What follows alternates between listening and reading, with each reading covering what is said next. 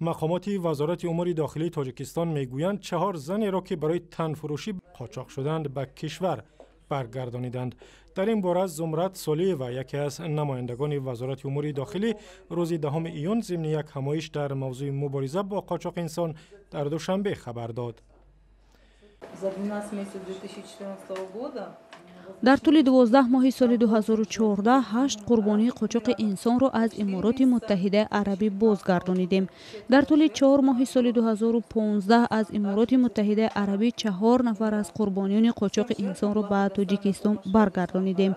به همه آنها سازمان بین المللی مهاجرت و سازمان‌های غیر حکومتی کمک‌های گوناگون رساندند که این سازمان‌ها مخصوص با قربانیان قاچاق انسان کار می‌کنند.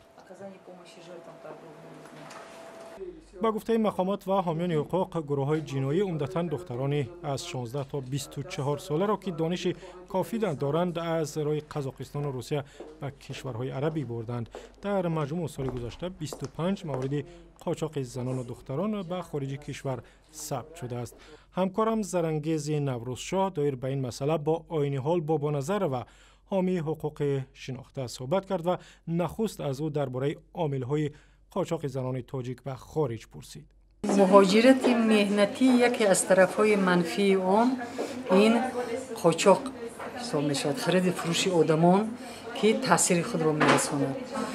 یک وقتا یک برنامه مخصوص بود و وزارت کارهای داخلی با همکاری بعضی دولت‌های غرب و اروپا آنها توانستند که پیش راهی همین خرید و فروش آدمان را از امارت کم کنند. اون خیلی بسیار بود، اکنون کمتر شده است.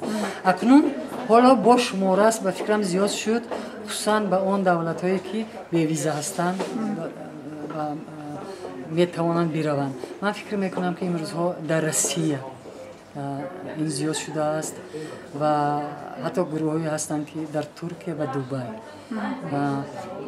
یعنی که مهاجرت اگر چنده که برای مردم تاجیکستان خیلی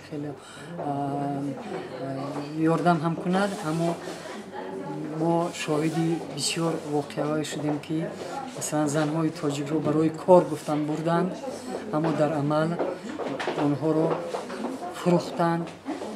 وقتی که به اون دولت ها رفتن شهادتنامه آنها رو، پاسپورت آنها رو گرفتند و آنها به غلامی تبدیل یافتند.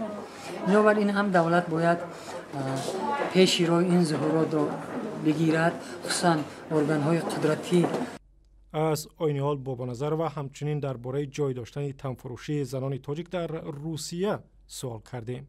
ما از واسطه اخبار هم میخونیم و من خودم نیز در روسیه چند زنهای واخوردم که اونها تصدیق کردن که به فاحشگی مشغولند، چون که بیکار ماندند. و یک نفرش گفت که وقتی که من اینجا اومدم یک جوانی تاجیک به من خانه‌دار شد، وقتی که حامله دار شدم و از من جدا شد گریخ رفت، من دیگر نمیدونستم چیکار کنم، مرا به کار قبول نمی‌کردند و من مجبور شدم که دست به فاحشگی زنم. و حتی یک نفرش گفت که من حالا حامله دارم اما با تاجیکستان برگشتن نمیتوانم چون که پدر مادر برادران به من ظلم میکنند. یعنی که در روسیه هم همین پرابلم ها رو ما دیده ایستادیم، خیلی زیادند و باید مهاجرت، یعنی وزارت مهنت و شغل اهالی خدمات مهاجرت حتما به همین مسئله زنها کمک کند. اینو با اینا ما تکلیف میکنیم که یک برنامه مخصوص حکومت اویدی زنهای مهاجر قبول کند. آینی‌حال بابانظر و حامی شناخته حقوق انسان از تاجیکستان صحبت میکرد.